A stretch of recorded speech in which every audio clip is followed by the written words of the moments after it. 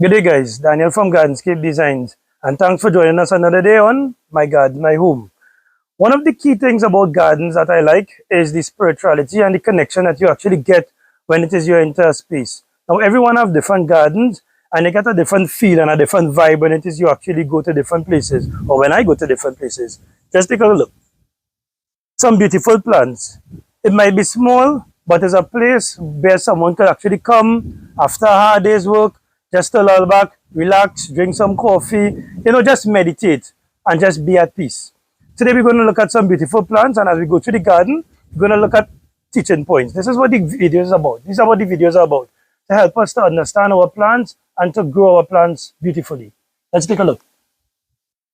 Now, this plant is one of the plants that I really, really like. I always like plants with strong spotting. We call this maculation, or the hybridizers call it maculation on their plants. This one is called ambrosia. It's the twin sibling of a plant called red mist, which is similar, album-marginated plant. Now, remember a couple of months ago, I did a video on twin siblings. That is plants from the same batch that are variegated and album-marginated. You also have plants from some of the same batches, and same parentage, same parent plants. Some of them are purely variegated, some of them are purely album-marginated. So in the case of this one, you have two album-marginated plants. This is a bit bigger than the red mist. Red mist just gets to about a foot wide. This one gets bigger, and it gets to about 2 feet wide. This one here is called Painted Delight, a very lovely plant, and we imported quite a lot of these in 2020. We have stopped importing it because we think it probably has enough. Look at this plant. It has a nice brush stroke effect passing through the leaves. They call it Painted Delight. It's just like if it is a take paint, put paint on a brush and then you just pass it onto a green background. Very lovely plant.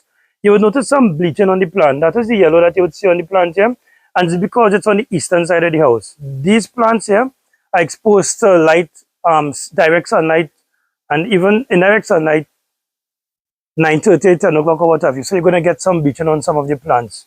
We have a very hot climate in Trinidad and Tobago within the Caribbean. So we would be getting some bleaching unless we create atmosphere that could actually accommodate them without the bleaching. Another nice one here is Fired Up. This one at present is about 18 inches wide. It could get to a meter wide. This is a massive plant, a Ray Coolman hybrid, and a definite must-have for your collection. If it is you want a plant that is intimidating and actually jumps out, this is the plant to actually have. If it is you want when it is your friends come to your garden and they say, wow, what it is we looking at here? We have something very special. This is what we're talking about, guys. This here is a February 14th plant. This is one that you can get for your mom, your girlfriend, or what have you. Valentine's Day. A very pretty plant. Greenish, yellowish, with some nice red coming out. This would get a bit big, larger, probably about 45 centimeters in width. Another lovely plant, Picasso. Resembles chili con carne.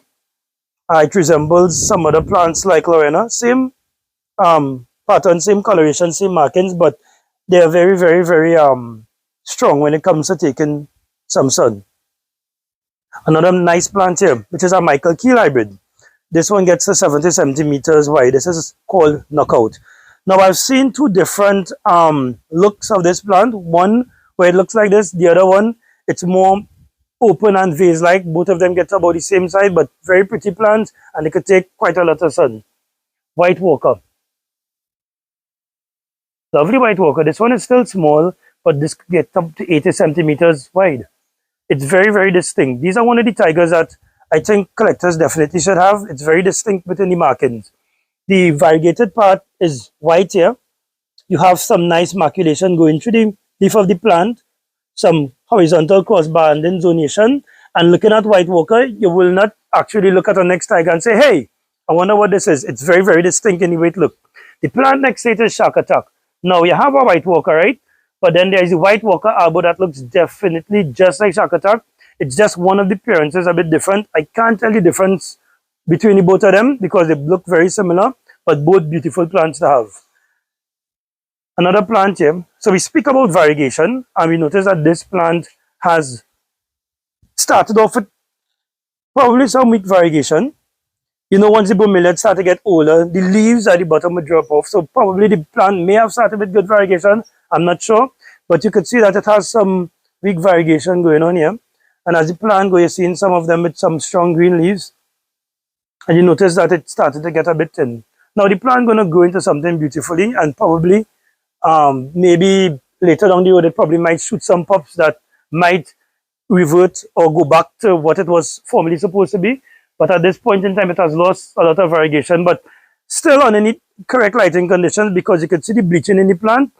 It's something that you could probably still enjoy, but it's not the actual plant it's supposed to be. Whatever it was supposed to be, it is not, and that is why we would call it Nova. So let's just say if it was supposed to be a white walker, we will call it white walker Nova. Nova means no variegation.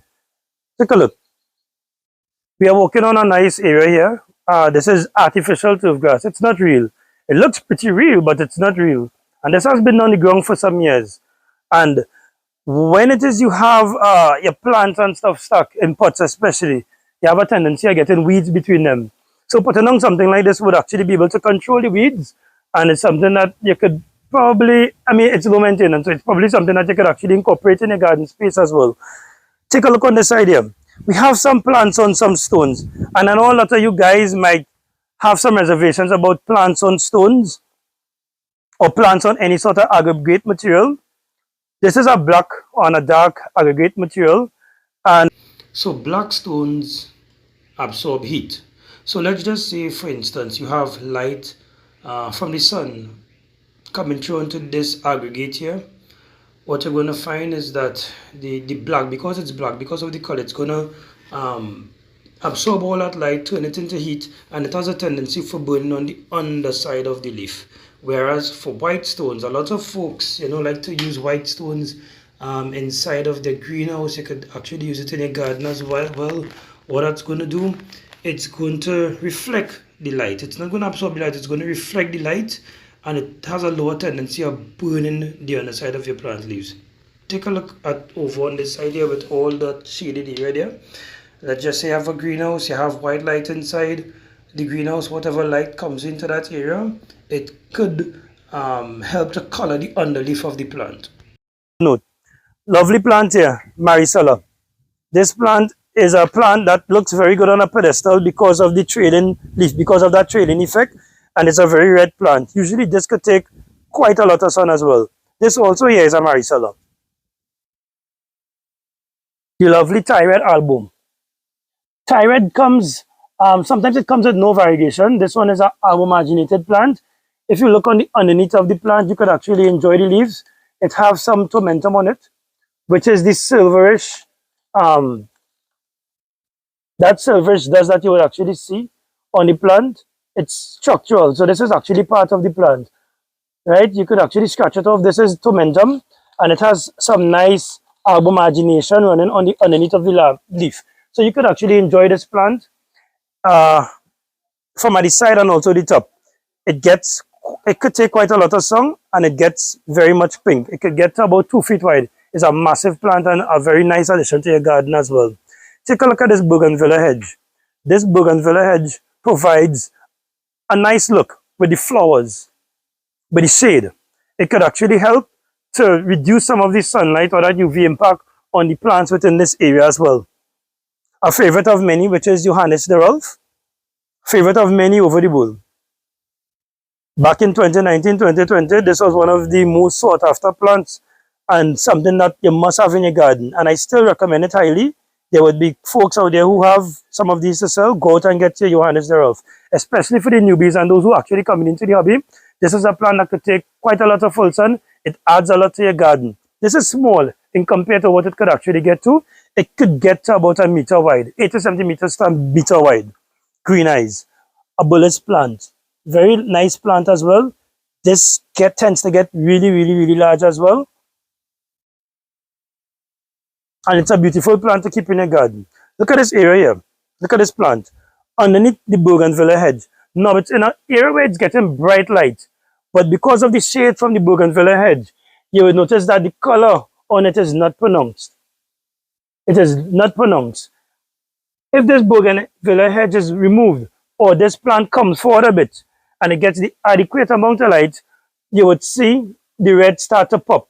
So the sunlight would actually increase maculation, it would increase zonation, it will increase all the beautiful color and the features on your plants. With the right amount of sun, with the right amount of sunlight, you have to know. You have to actually go through the experience, shift around your plants a bit and see exactly what is the best area and the best sort of lighting for your plants. Another lovely alcantara, massive plant. This one is about 5 feet wide.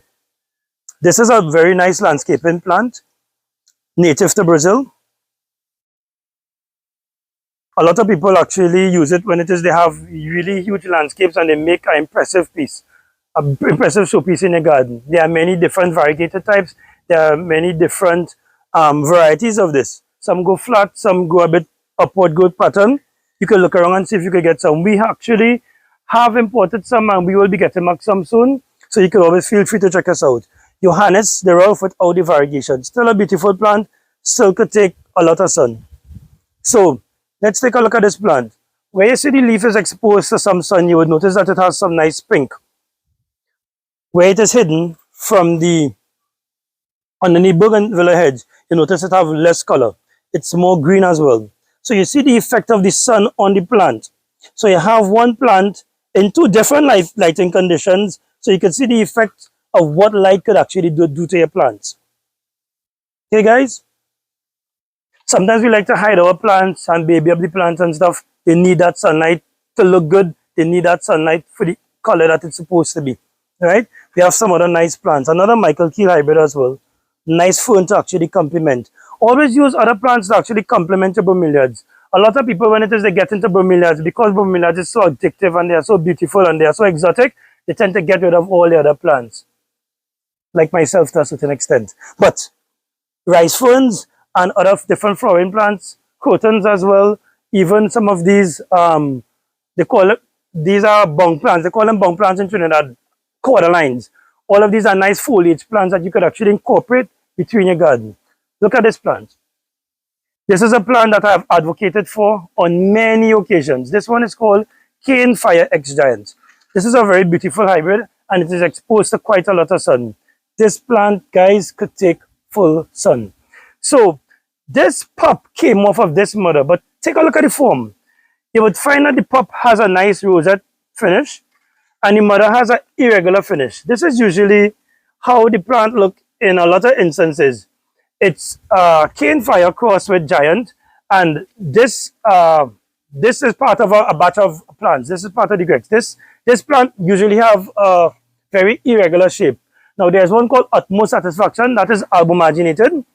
Albumaginated has a little bit more of a compact look like this, and there's also one called I can't remember the other one, but it's another 20 Ultimate Satisfaction. Ultimate Satisfaction, a very beautiful plant, variegated, and it has more of a compact look. Now, the sun right now is very, very hot. It's about 11 after 11 in Trinidad right now. This is the time that we are doing this video. I like to talk about the time that we are doing the videos so you could understand exactly what sort of light exposure some of the plants are actually getting onto. We're on the eastern side of the house. The sun is heading north. We're on the eastern side of the house. The sun is heading north. So you'll have an idea as to how much light some of the plants will be getting in this area. Different ornaments and stuff always complement your bromeliads and stuff like that. Vases, seahorses, trinkets, whatever you want. Even landscaping balls as well. A lovely piece here. This is Lisa Vincent hybrid called Chango. This could get a little bit bigger. This is about 2 feet wide. About 10 centimeters again. Would actually give it the complete look and the complete size of this amazing hybrid that she has. Another Scotac here, which is Yang, albumaginated. Its sibling is Yin. No, this is Yin, I think. I see the red lineation, so I actually believe this one is Yin. With the red lineation that is running through. The twin sibling, which is of the variegated one version, is called Yang. Sugar Daddy, Thai hybrid, Barbarian. This plant could take quite a lot of sun as well. It gets a very, very deep purple. I think it's getting a little bit too much sun right now. But under the correct conditions, you're going to get a nice purple. And purple is a color that a lot of people look for in bromeliads. It's a dark purple. But it's a very genuine purple when it starts to actually shout. Ring of Fire, Lisa Vincent's Ring of Fire. This one is in bloom. So take a look at the cup here. For those of you who are not sure when the neogila is in bloom, once the neogila is in bloom, the cup tends to open out and the leaves get a bit more flat. So you have this pincushion here, right? So you have this pincushion effect on that flower that is in the center there. Note well that once this flowers, you're not going to get no new leaves coming out of that central cup. No new leaves going to go out of that central cup. It's just going to produce pups for you, right? You have some other nice beautiful plants here and some nice banana trees.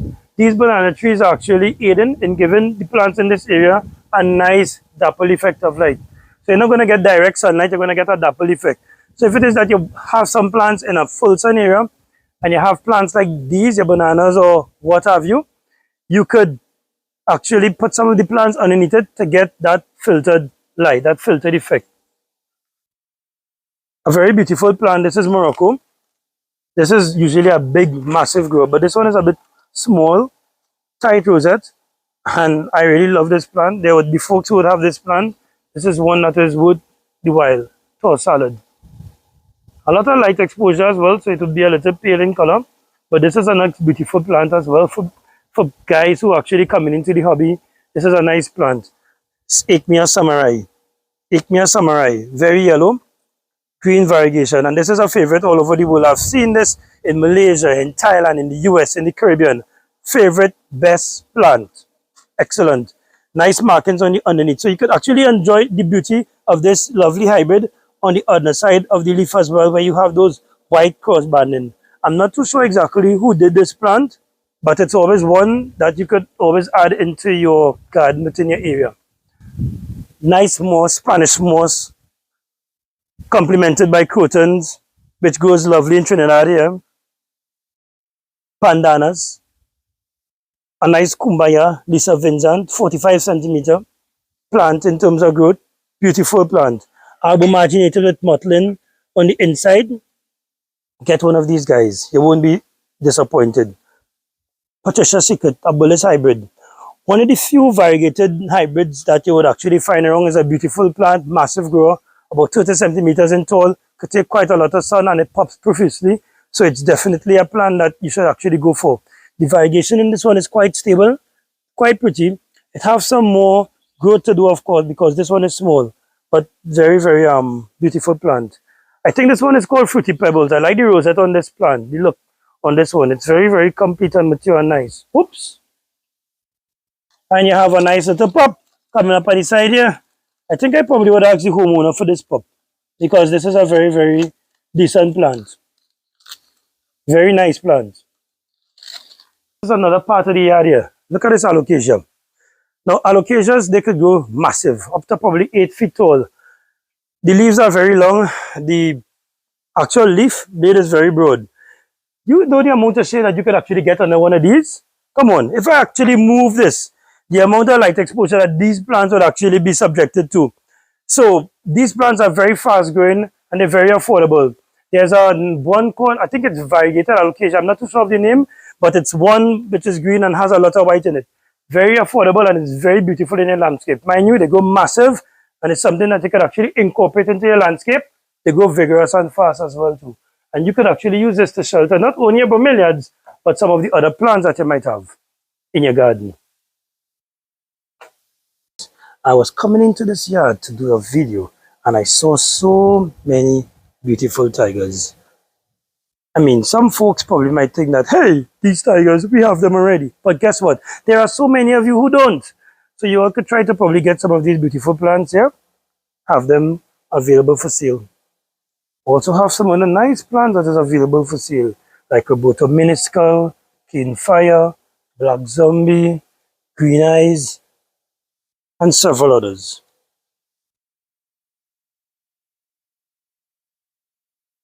Plants are so beautiful, guys. Little things seem like nothing, guys. But you see the flowers and the bromeliads, they bring so much peace. This is Daniel from Gardenscape Designs, and join us next week on another episode of My Garden, My Home.